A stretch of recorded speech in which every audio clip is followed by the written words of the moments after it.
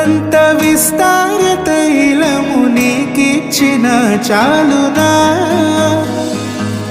గర్భఫలమైన నా జ్యేష్ఠ పుత్రుని నీకిచ్చిన చాలునా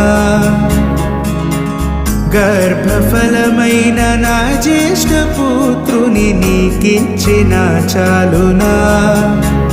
ఏడాది దూడలనా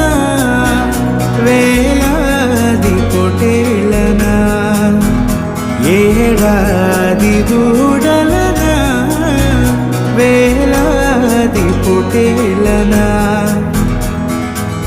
నీవు చేసిన ఉపకారములకు నేనేమి చెల్లింతును